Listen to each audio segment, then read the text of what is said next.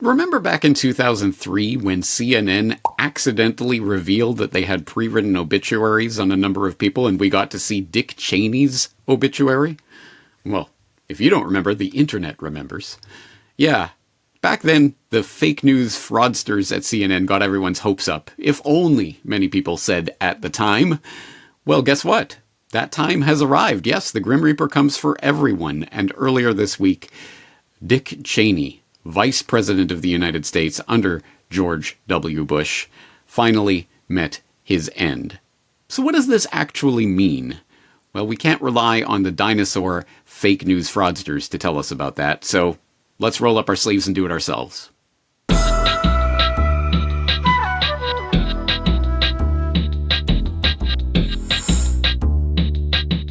You're listening to The Corbett Report.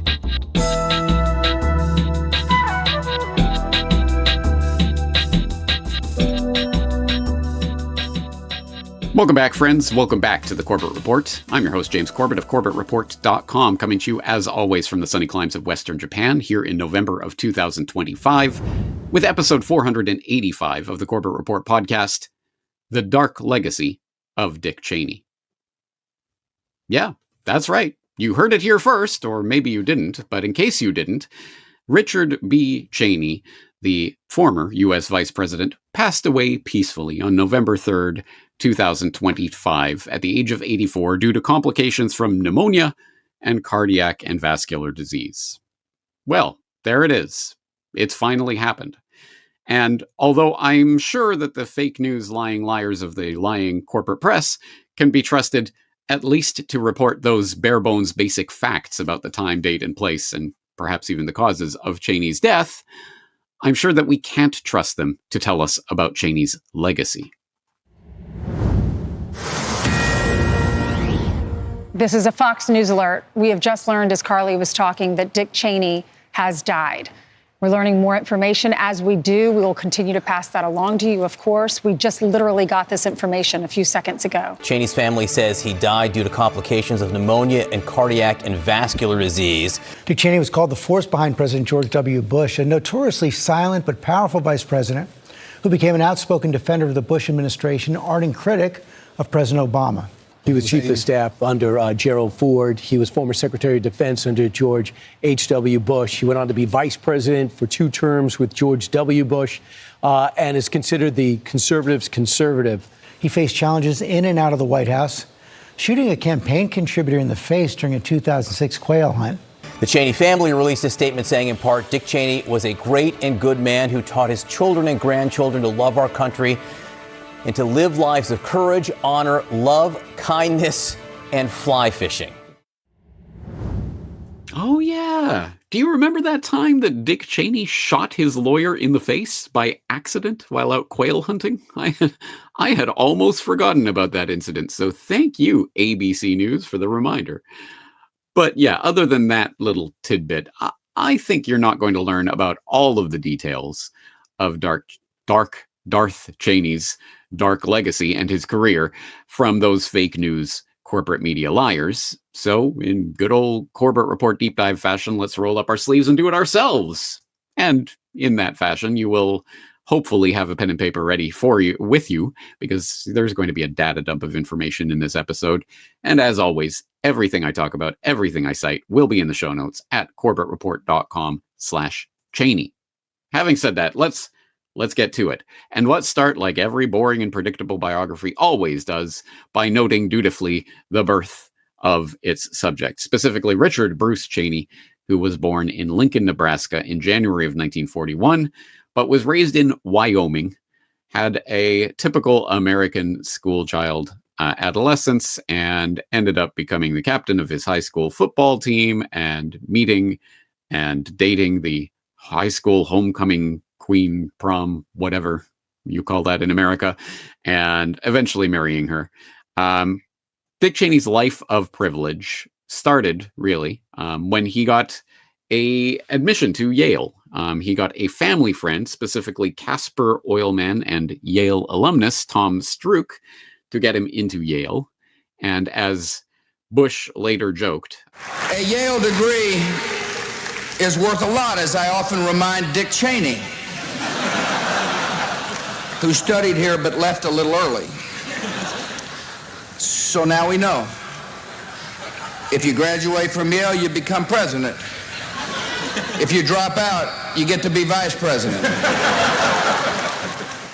Yes, well, I wonder if Bush's membership in Skull and Bones had anything to do with his political... Oh, no, that's crazy conspiracy talk. Anyway, so as a fresh dropout from Yale, with nothing in particular to engage himself with, Cheney was prime draft bait in the years of the draft for the Vietnam War.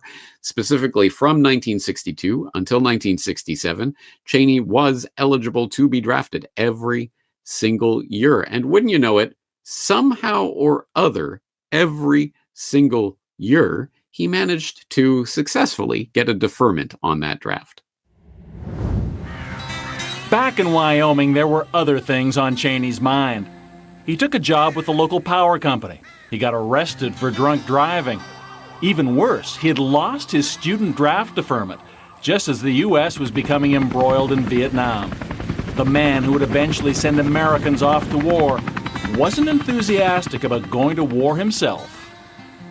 In 1963, with thousands of GIs already in Southeast Asia, Cheney went back to college and got another student deferment. In 1964, when Congress approved unlimited force in Vietnam, that student deferment was renewed, and he wed his high school sweetheart, Lynn. In 1965, when President Lyndon Johnson doubled the number of draftees, Cheney graduated. He should have been prime draft bait, but he wasn't, because he was now a married man. When the U.S. announced it would start drafting married men without children, call it good luck or good timing, but 9 months and 2 days later, the Cheney's first child was born. Cheney was rewarded with a fifth and final exemption from military service. At last, on his 26th birthday, he could relax. He was officially too old to be drafted. Now, instead of avoiding the U.S. government, he set out to join it. When Dick Cheney first arrived here in Washington from Wyoming, he went to work for a Republican congressman. Ironically, the first project for the man who'd engineered a series of draft deferments to keep himself out of Vietnam was writing a law to punish colleges for allowing anti-war protests. And Dick Cheney's career had only just begun. That's right. Like every good chicken hawk, Richard B. Cheney was certainly a draft dodger himself, although he later, of course, went on to advocate that people send their sons and daughters off to die in foreign lands for wars for oil and other purposes. So perhaps part of Dick Cheney's legacy is the legacy of the chicken hawk, but there are other things that we will add to his list, much more ignoble besides. So let's keep on rolling, because eventually Cheney did land an interview for an important position. Not necessarily the position itself was important, but the friendship that he made was an important one for him and his rise through the ranks in Washington. Specifically, he went for an interview for the position of assistant to Donald Rumsfeld, who was then running for his fourth term as U.S. Representative for Illinois. He did not get that particular job, but when Rumsfeld was then brought into the Nixon administration as assistant to the president, Rumsfeld remembered and thought fondly of Cheney enough to invite him to become his assistant, essentially the presidential assistant's assistant. And that is how the pair formed, and Rumsfeld and Cheney certainly formed a duopoly that continued to have reverberations on American politics for decades to come. But the pair did get split up when Rumsfeld was appointed by Nixon to become the ambassador to NATO, so he went off to Europe. But it wasn't too long before they were reunited again, specifically after Nixon was taken down by Watergate, and I'm sure there's much to be said about that particular intrigue. But after that event, and after Ford came in, well, that's when Rummy and Cheney ended up serving, Rummy and then Cheney ended up serving as Ford's chief of staff. So what did they do while they were in that position? Once again, close to the inner circle of power in the executive branch of the U.S. government, or should that be in one of the top spots from which deep state operatives can work their deep state machinations. Oh, well, of course, that's exactly what they proceeded to do. So we can take this, for example, from a report from the Online Journal from back in 2009. Cheney and Rumsfeld pressured CIA to mislead Congress in the 1970s, too. And this goes on to state that the first time Dick Cheney and Donald Rumsfeld pressured the CIA to mislead Congress was in 1975 and 1976, when Cheney was chief of staff to President Gerald Ford, and Rumsfeld was Ford's Secretary of Defense.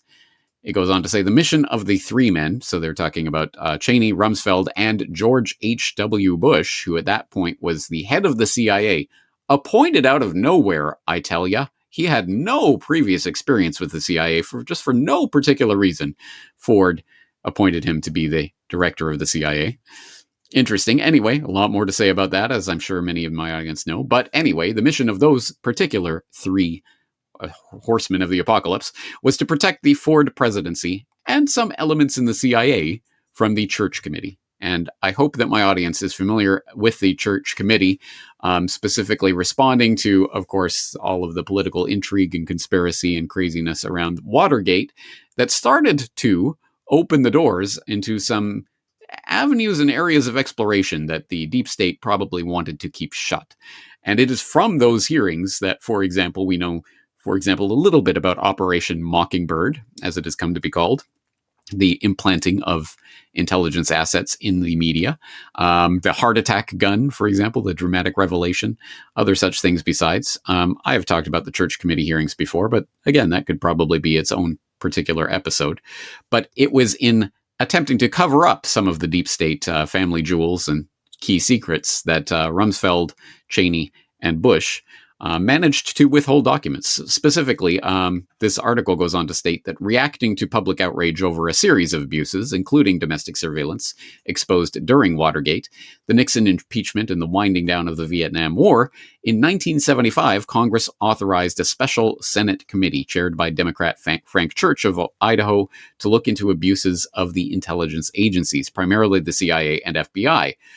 And so what did the three amigos do? They took a massive amount of vital information and withheld it from the Senate's Church Committee. Specifically, the White House and top echelon of the CIA withheld from the committee information about the CIA's manipulation of the news media, domestic spying, and material about Cuba, including JFK's plan to topple Fidel Castro on December 1st, 1963, the mafia's infiltration of the anti-Castro plan, and the CIA's unauthorized continuation of the agency plotting to use the mafia to assassinate Castro. So it goes on to talk about their legacy of secrecy, and perhaps that is another legacy, part of the Cheney dark legacy that we can add, a legacy of secrecy, or more particularly cover-up and withholding information from Congress. But of course, that was just the beginning. This was by no means the nadir of the Cheney legacy. So what else was he involved in with Rumsfeld during that time period? Well, as we start to move into the 1980s and the Reagan era, Cheney and Rumsfeld ended up heading something called the Armageddon Plan. Of course, that was not an actual official title, but that is the name of the Atlantic article on this subject that came out a decade or two ago, but started to open the kimono, but not all the way, on continuity of government operations planning. For people who don't know what that is, well, let's take a look at some of this article.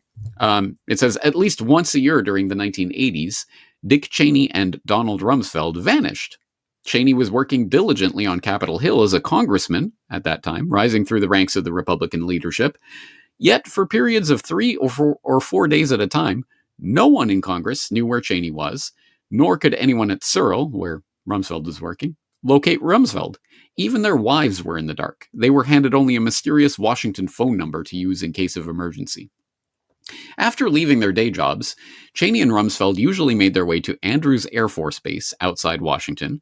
From there, in the middle of the night, each man, joined by a team of 40 to 60 federal officials and one member of Ronald Reagan's cabinet, slipped away to some remote location in the United States, such as a disused military base or an underground bunker. A convoy of lead-lined trucks carrying sophisticated communications equipment and other gear would head to each of the locations. Rumsfeld and Cheney were principal actors in one of the most highly classified programs of the Reagan administration. Under it, U.S. officials furtively carried out detailed planning exercises for keeping the federal government running during and after a nuclear war with the Soviet Union. The program called for setting aside the legal rules for presidential succession in some circumstances in favor of a secret procedure for putting in place a new president and his staff. The idea was to concentrate on speed, to preserve continuity of government, and to avoid cumbersome procedures. You know, all this Congress stuff and getting approval for things out the window. There's a new president in town. You didn't vote for him. You don't get a chance to vote for him. This is continuity of government, guys. So this is the plan that Cheney and Rumsfeld were working on diligently. And yes, this plan will come back later on in our story.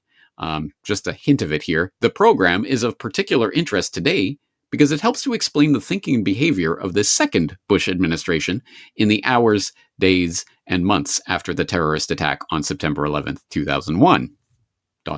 So, yes, we will be coming back to this subject and in more detail, but suffice it to say right now, part of the money quote here, one of the awkward questions we faced, one participant in the planning of the program explains, was whether to reconstitute Congress after a nuclear attack. It was decided that no, it would be easier to operate without them. Anyway, as you can see, this article frames the continuity of government planning squarely and solely in the context of dealing with a nuclear strike by the Soviets. But even by the 80s, and certainly as it evolved in the 90s, it was no longer about a nuclear attack specifically. It was any sufficiently large enough declared emergency that could threaten continuity of government. Well, they had to have a plan in place for that, didn't they? So in this case, it goes on to say that Cheney and Rumsfeld were, in a sense, a part of the permanent, hidden national security apparatus of the United States, inhabitants of a world in which presidents come and go, but America keeps on fighting. Yes, so permanent, hidden national security apparatus is quite a circumlocution for a much simpler phrase that I think is more apt, the deep state. So yes, Cheney as a key architect of the deep state that literally exists and literally convenes in bunkers to talk about continuity of government planning, etc. That could be certainly part of Dark Cheney. I keep wanting to call him Dick Cheney's dark legacy. But again, that was the 80s. Man, you're living in the past if you're thinking about the 80s. So what did he do after that point? Well, after spending a decade as a congressman, then Cheney got back into the cabinet as George H.W. Bush's Secretary of Defense, obviously during the first Bush administration.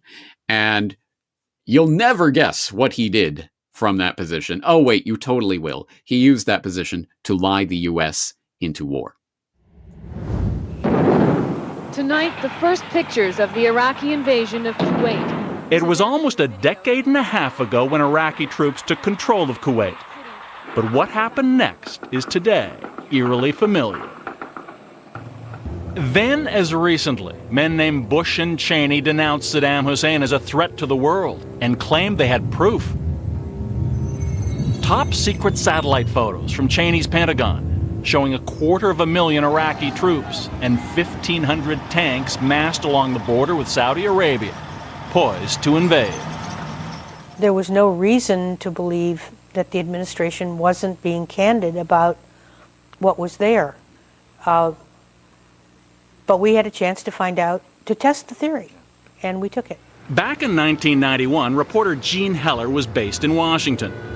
Through a stroke of luck, she learned about another set of high-altitude photos of Kuwait, taken by a Soviet satellite on the very same day the Pentagon said theirs showed 250,000 Iraqi troops and 1,500 tanks preparing to invade Saudi Arabia. And what did that second set of images reveal? It's what it didn't show. It was more important. What you would have expected to have seen were tanks on the border. There were none that could be seen. There was nothing behind the border that could have supported that kind of number of troops and tanks.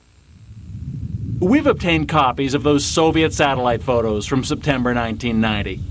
With powerful magnification, the photographs are detailed enough for experts to identify vehicles around the Kuwaiti oil fields.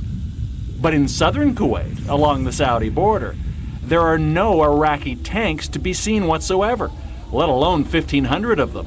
Just sand and wind. Not a sign of what Defense Secretary Cheney insisted were 250,000 Iraqi troops.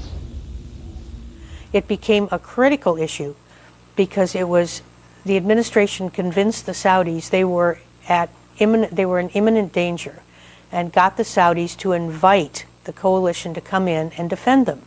And that's how we got involved in Gulf War I. Surprise! Yeah, everyone seems to think that the decision, obviously, for the Saudis to invite America onto their soil was some sort of just spontaneous thing that happened as a result of Saddam Hussein's mad gestures and his threatening. No, it turns out Dick Cheney was the one who lied the Saudis into that fateful decision.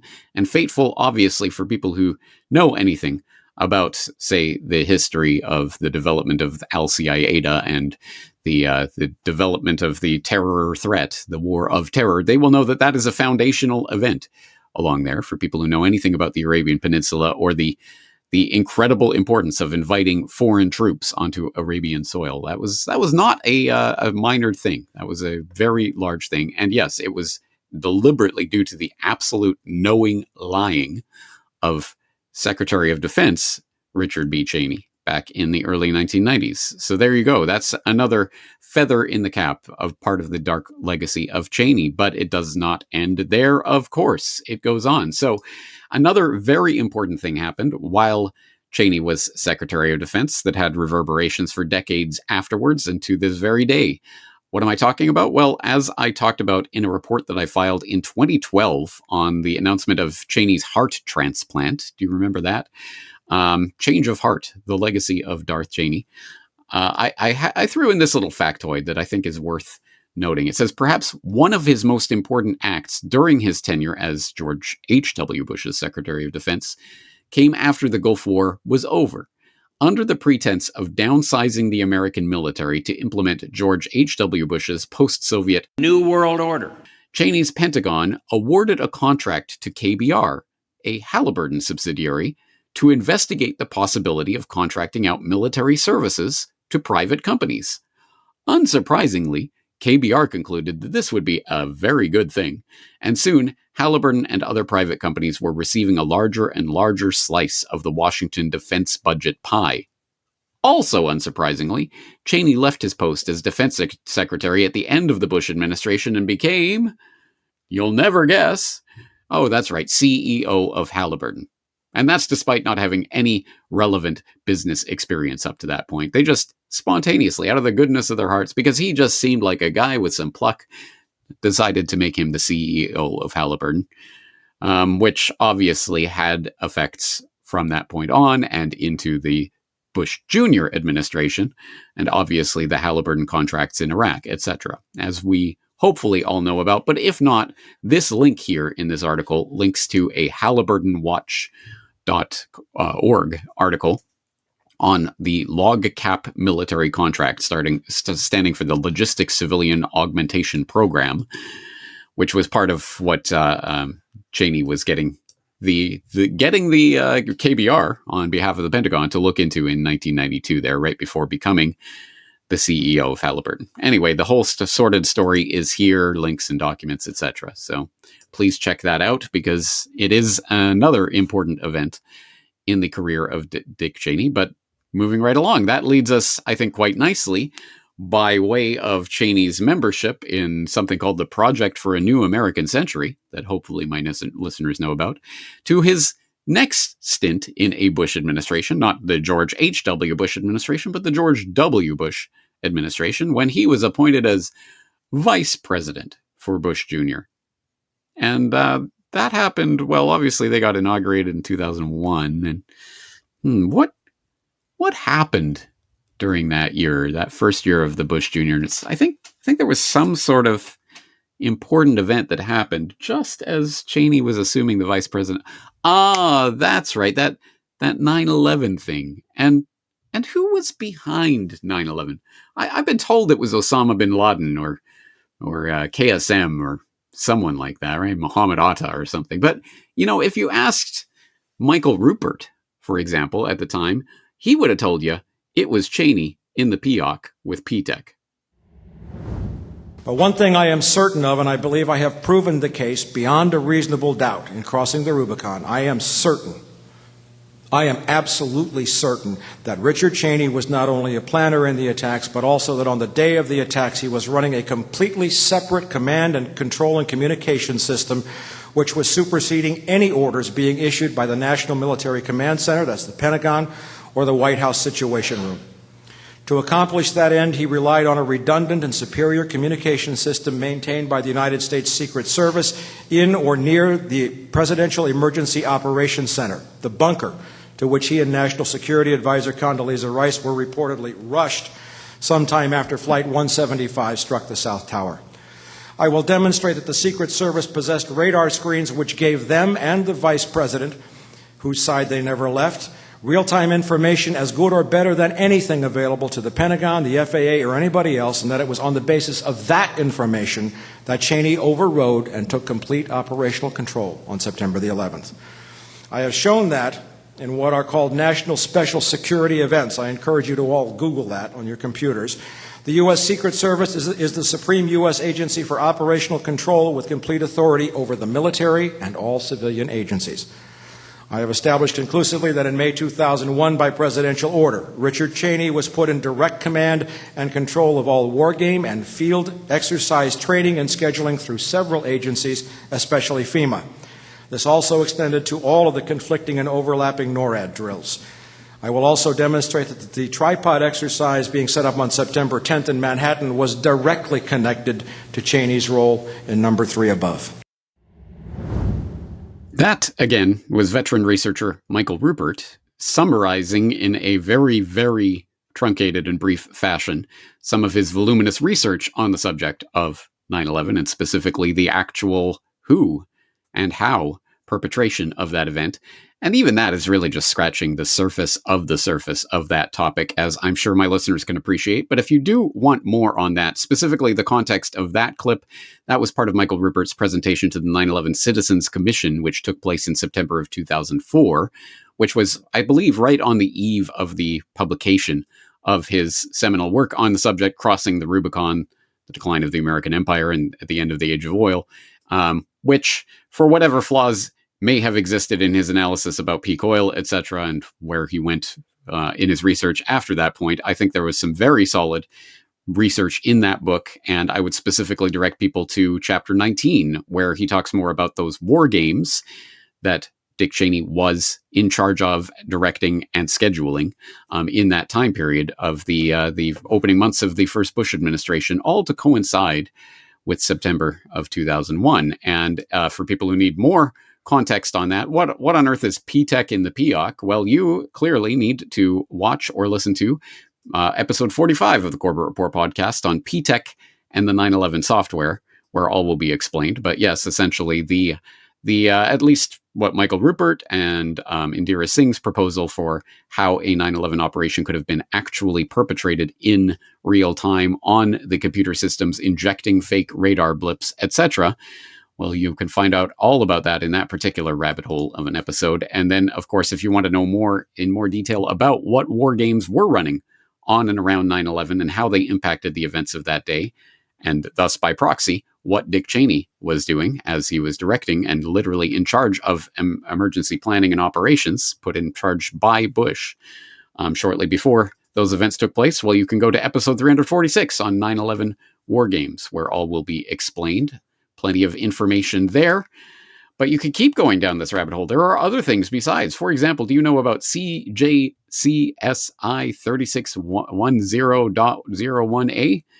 Probably not, but it is a chairman of the Joint Chiefs of Staff instruction that was issued in June of 2001, which amended previously operating instructions for specifically the event of aircraft piracy, hijacking, and destruction of derelict airborne objects, which was a long-standing instruction that had essentially was the military's protocols for how to deal with hijackings and hijacked jets and what to do. And potential shoot down of such jets, etc.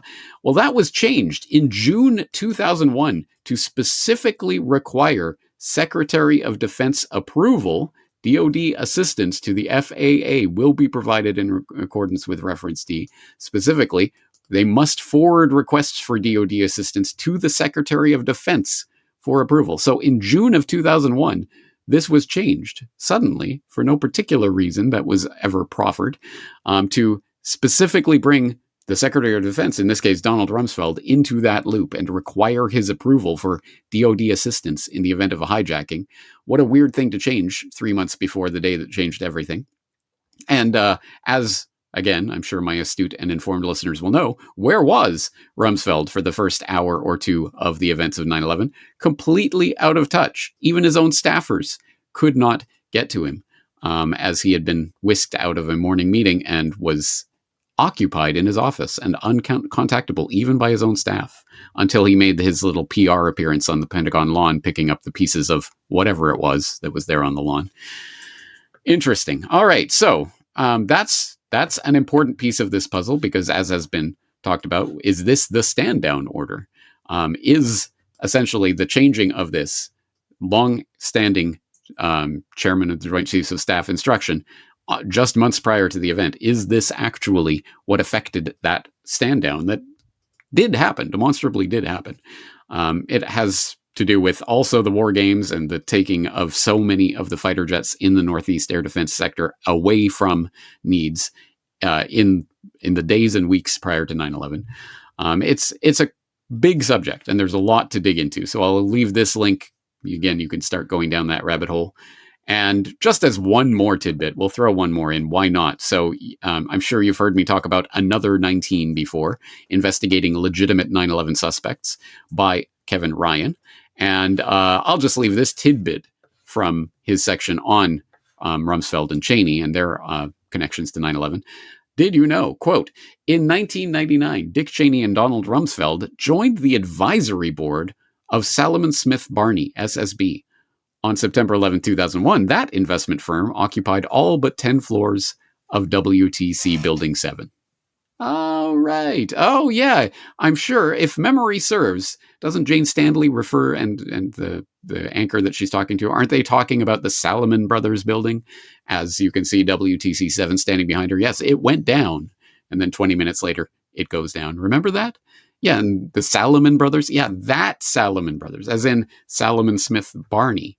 And, it just happens that Cheney and Rumsfeld were on their advisory board, although not at the time of 9/11.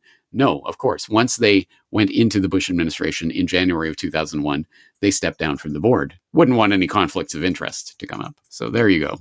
But anyway, just one more little tidbit that we can throw in there with regards to 9/11. But come on, people like Michael Rupert and others who have specifically talked about the ways that Cheney's fingerprints are literally all over the events of 9/11, the planning, the operation, etc. What are you talking about? The sitting U.S. vice president involved in an attack on his own country. Why? What could he possibly stand to gain from participating in such an act? In the seconds after the attack on the World Trade Center, the Bush administration went into an absolute tailspin of confusion and anarchy. There were moments in this country where no one had any idea who was in control. No one had any idea who had executive power, who was calling the shots. The American people were completely in the dark. Much of our national security apparatus and our political system was in the dark. That information void expanded across most of the federal government and definitely across the population. As the National Coordinator for Security, Richard Clark is also in charge of the Continuity of Government program. For the first time in the history of the Continuity of Government system, we activated it. It's to ensure the security of the principals, the separation and the security of the president, the vice president, and the Speaker of the House, that no matter what happened, one of them would be available to step into the Oval Office. With no destination in mind, President Bush is rushed onto Air Force One and launched into the sky. The number one priority of the pilot, to get the plane as high as possible and as far away from anyone else as he could. At that point, Washington was a combat zone. We were literally still waiting for the combat aircraft from the Air Force to get up and to protect us in the White House. The Secret Service director and I and the vice president all urged the president not to come back.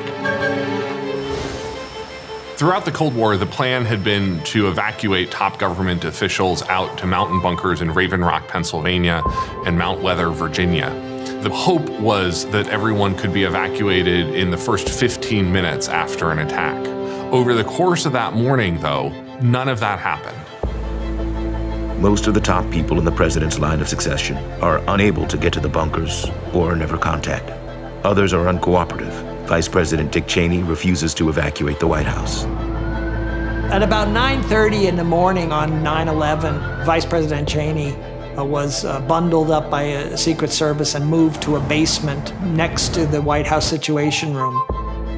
I think within an hour or so, they moved him through a long tunnel and blast doors to a Presidential Emergency Operations Center beneath the east wing of the White House. With Air Force One flying at 45,000 feet for extra security, communication becomes difficult. And they don't even really know where to go. They don't know really what to do. They don't know whether more attacks are coming. The Pentagon is a smoldering mess, and that's what the president is facing as he's flying in Air Force One. George W. Bush, in a strange turn of events, sort of became an observer to the tragedy and the spectacle, leaving Vice President Dick Cheney to basically take over the authority of the presidency and start to handle this burgeoning newborn war that America was finding itself in. So it was a total, absolute collapse of authority. Oh, that's right. What did the U.S. vice president have to gain from participating in, let alone planning or orchestrating such attacks? Oh, well, just complete and total control of the government, which is what Cheney apparently had on the morning of 9/11, up until the evening, presumably, when Bush finally returned to the White House. Do you remember as he went on his wild goose chase around America in Air Force One, being chased by phantom threats? Angel is next. Remember all of that? Well, again, there's another 9/11 rabbit hole for those who haven't discovered it yet. But anyway, yes, someone was keeping Bush away, and who was in charge during that time?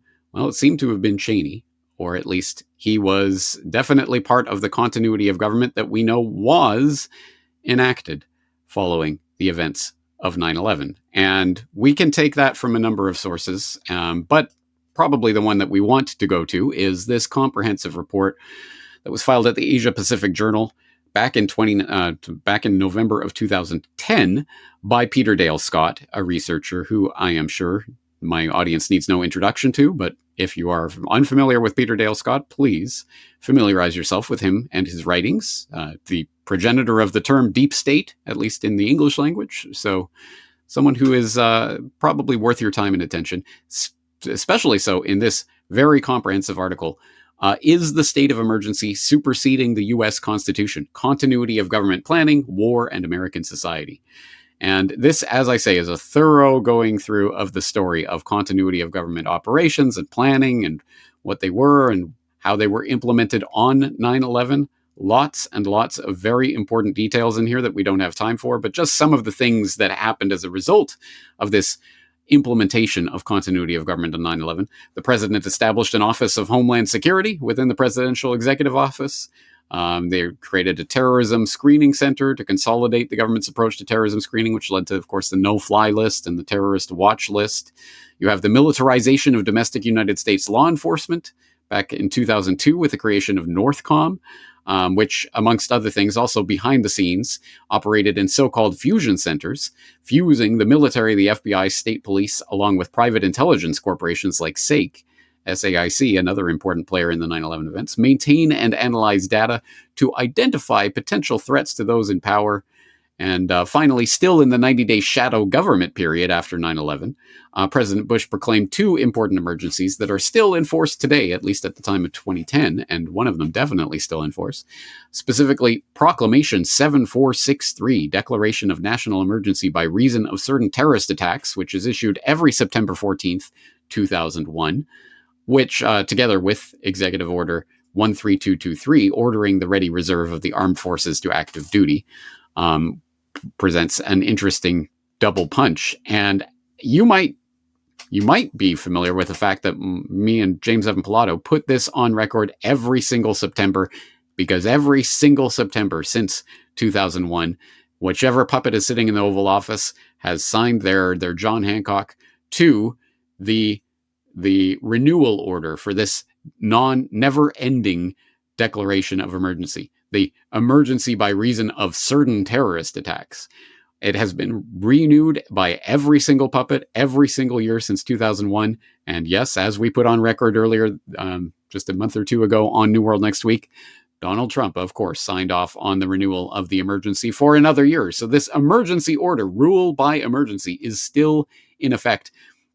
And as Peter Dale Scott goes on to point out, it was simply the declaration as it stood in 2001 for the first 6 years. But after 2007, there was a significantly expanded scope for that proclamation. We'll come to that in a minute. But as he goes on to say, there is no way to determine how many of the constitutional changes since 9/11 can be traced to COG planning, continuity of government planning. However, we do know that new COG planning measures were still being introduced in 2007 when President Bush issued National Security Presidential Directive 51.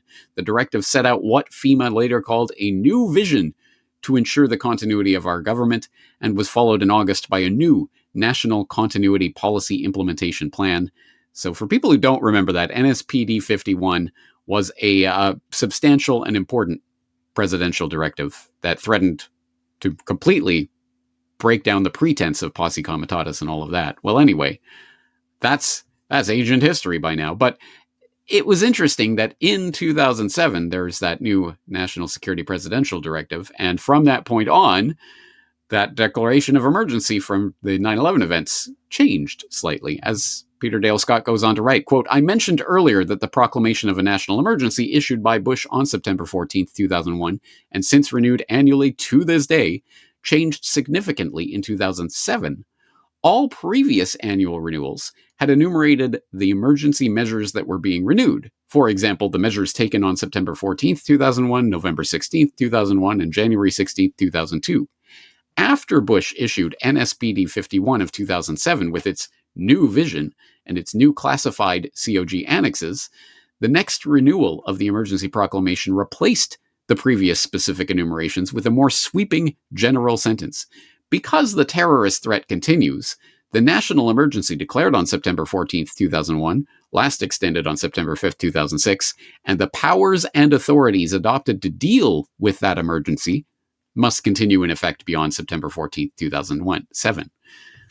The powers and authorities adopted to deal with that emergency. This language is so vague, it is hard to see how it could not cover the classified continuity annexes of NSPD 51 as well. So anyway, that is the rule by emergency shadow secret government that I've been talking about, and had an entire episode about rule by emergency. This is the governing paradigm of the 21st century. Know it or not, whatever you think about whatever legislative system you're living under and whatever you believe about Congress and Bill of Rights and Constitution and what have you, that was scrapped in the wake of 9/11. And that emergency, which has enabled that scrapping, has been renewed every single year since. America is still under a legally declared state of emergency from 9/11. And oh, by the way, it invokes all this classified continuity of government planning that you're not allowed to know about, even people on the Homeland Security Committee. As he goes on to say, DeFazio, at the request of 9/11 Truth constituents, attempted to see what was in those annexes and was denied. He even got the chairman of the Homeland Security Committee to make a request to see those hidden, private, secret documents and was denied again. So you're not even allowed to know what the actual governing system of the United States of America is right now. But it ain't the Schoolhouse Rock version about how to pass a bill or whatever you learned in school. No, there is a declared state of emergency. It stems from 9/11. And who had their finger on the trigger in the PEOC was Dick Cheney. So there you go. This is an incredibly important part of the dark legacy of Dick Cheney.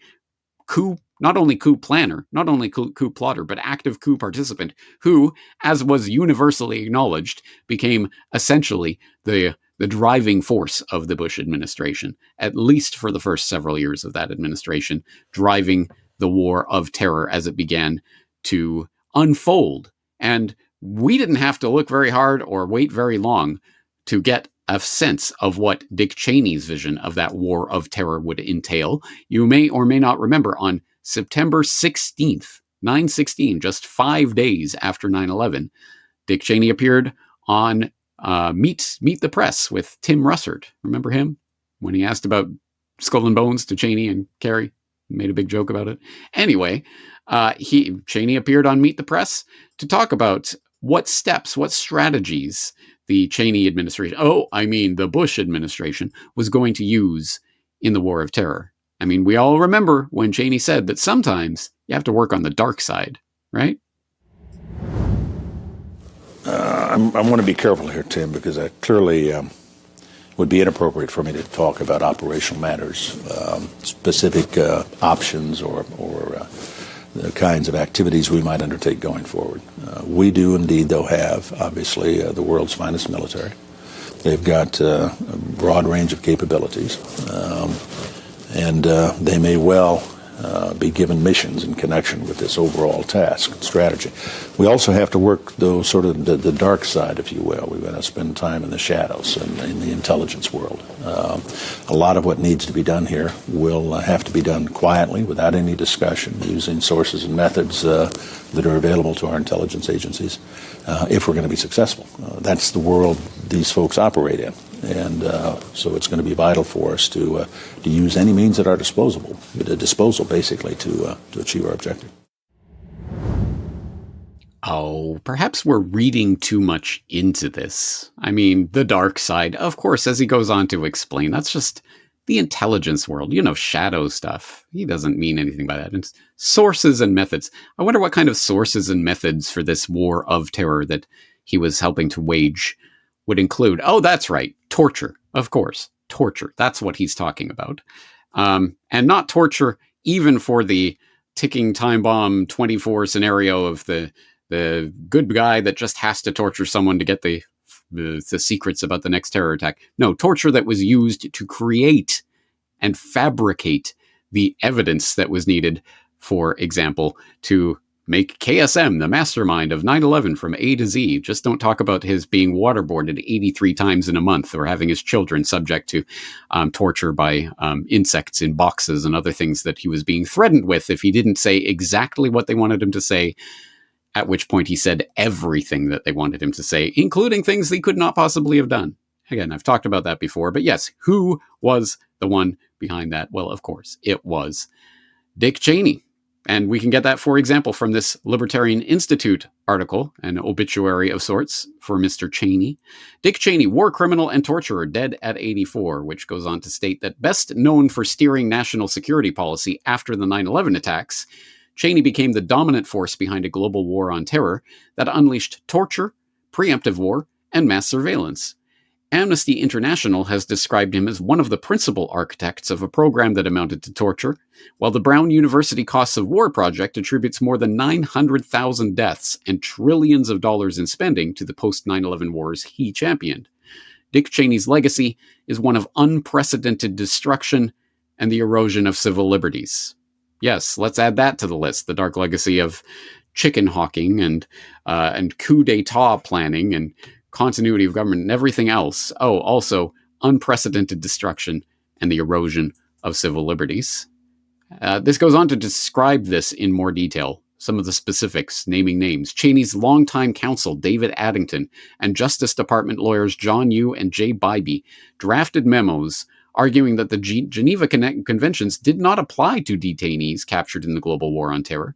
The State Department's legal advisor warned that claiming the president could suspend the Geneva Conventions was legally flawed and would reverse over a century of U.S. policies.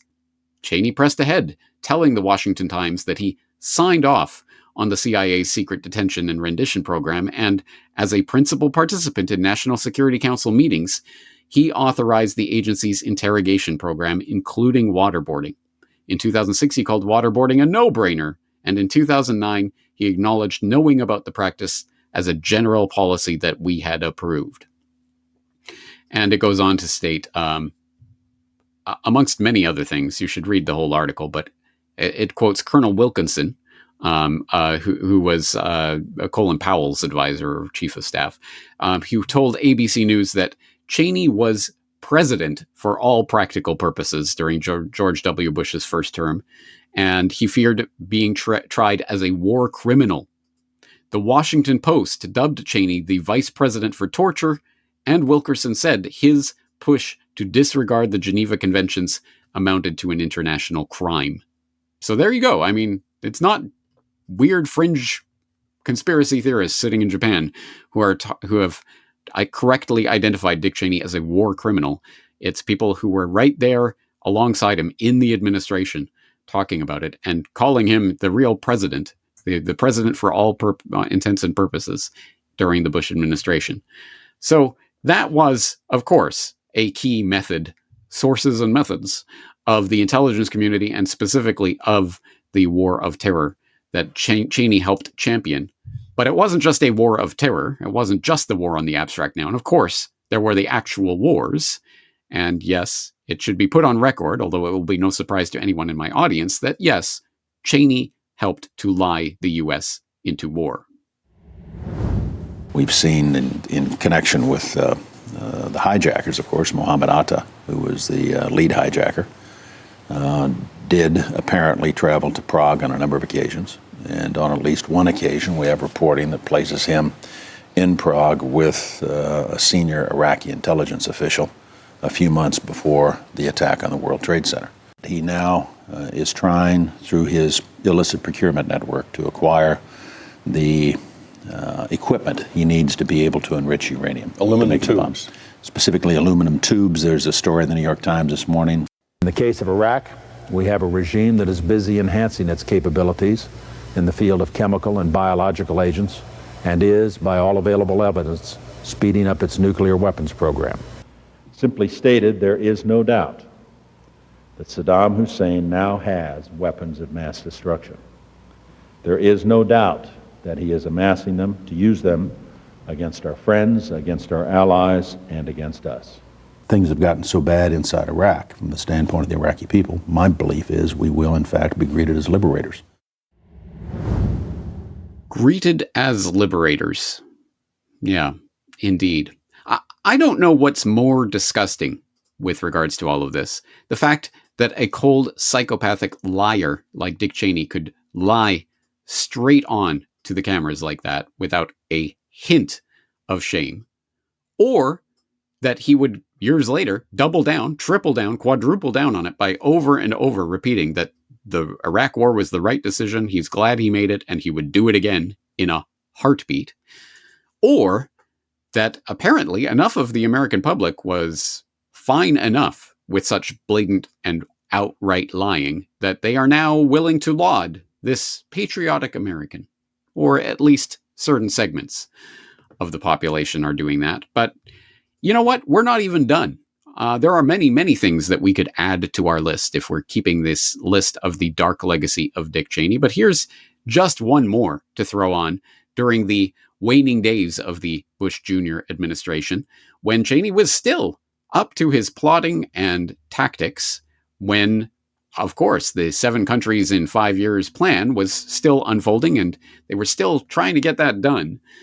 Cheney was the one who came up with the plan, the bold and brilliant plan to, blow up Americans in order to get the U.S. involved in a war in Iran.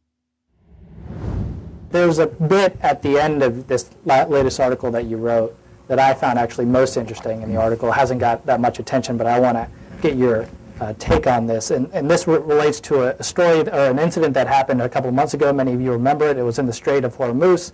There was an incident where an American carrier almost blew a couple of Iranian speedboats out of the water and perhaps would have started the next war, a war against Iran, or potentially a World War III. And it was averted, thankfully, at the last second. We later learned that there was really nothing to be terribly concerned about. The incident was overblown, and that there was a vice admiral in charge of the fleet in the Strait of Hormuz who said basically there was no concern there, that it was overblown. Well, yeah, the second part, basically. He was concerned, but it was... but it was overblown. We were never threatened. We were never threatened. And you talk about this Vice Admiral's name is Kevin Cosgriff, and in your article you write, nonetheless, Cosgriff's demeanor angered Cheney, according to the former senior intelligence official. But a lesson was learned in the incident. The public had supported the idea of retaliation and was even asking why the U.S. didn't do more. The former official said that a few weeks later, a meeting took place in the vice president's office. Quote, the subject was how to create a casus belli between Tehran and Washington, he said. What you're writing there is that Cheney, there was a meeting in the White House where Cheney presided over, looking to cook up the next war, a false war based on false intelligence. My oldest son is a lawyer, and when I sent him the story before it was published, basically in a final form, just a day, and he wrote back and he said, you really buried the lead in this one, about casus belli. How many press are here? Anyway, there was a meeting among the items considered and rejected, which is why the New Yorker did not publish it on grounds that it wasn't accepted. One of the items was why not? There was a dozen ideas proffered how to trigger a war. The one that interested me the most was why don't we in our shipyard build 4 or 5 irate boats that look like Iranian PT boats, put Navy SEALs on them with a lot of arms, and the next time one of our boats goes through the Straits of Hormuz, start a shoot-up. Might cost some lives, and it was rejected because you can't have Americans killing Americans. But that's the level of stuff we were talking about, provocation. But that was rejected. So I could understand the argument of not writing something that was rejected. Maybe. Basically, my attitude always towards editors is they're mice training to be rats. So, but you have to, but the point is, J. June, if you know what that means, silly, maybe, but potentially very lethal, because one of the things they learned in the incident was the American public, if you get the right incident, the American public will support, bang, bang, kiss, kiss, we're into it. And the public, although that was the other side that had issue that was important, what happened in the Gulf, in the Straits in early January, the president was just about to go to the Middle East for a visit. So it was that was one reason they wanted to gin it up, get it going. Look, is it high school? Yeah. Are we playing high school with, 5,000 nuclear warheads in our arsenal? Yeah, we are. We're playing, who's the first guy to run off the highway with us in Iran. Operation Northwoods, anyone? Yeah, why don't we just build an Iranian PT boat and then dress up American soldiers as Iranians and start shooting at Americans? Why not? Sure, that's a good way to start a war. Oh, maybe we can't do that? Okay, we won't do that. Don't worry, guys. We won't do a thing like that. It's unbelievable unless you are tuned into reality. And unfortunately, you will never get that from, as I say, the glazing of the corporate media, who has done nothing but sing the praises of this wonderful American patriot in recent days. Whereas we can now see the real dark legacy of someone like Cheney. Cover-up perpetrator, deep state facilitator, coup plotter, false flag executioner. And that's just the beginning of this list. So what was the fate of this arch enemy of humanity? Was he subjected to war crimes prosecution? Well, as you may or may not remember, I had this post up in March of 2012. Who's afraid of war crimes prosecution? Cheney cancels Toronto speaking event, which reported that former U.S. Vice President Dick Cheney and his daughter Elizabeth have canceled a planned speaking engagement at Toronto's Metro Convention Centre next month, citing safety concerns.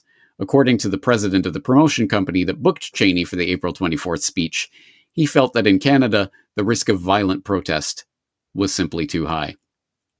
Do you remember that? You remember when the Cheneys, both Dick and Liz, were reprehensible, absolutely unredeemable exemplars of everything that the left seemed to hate and was pledged to be against. And remember how now, all of a sudden, Liz Cheney, for speaking out against Trump, is just the greatest, and the left embraces her. Yeah, she's one of the good people on the right.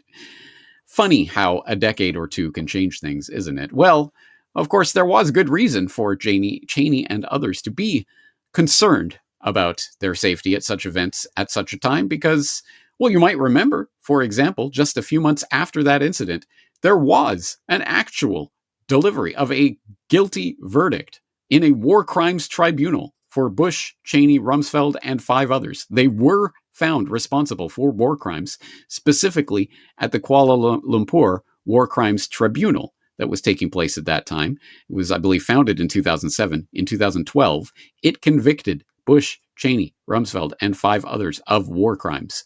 You probably don't know about that conviction unless you watch the Corbett Report, but it did happen.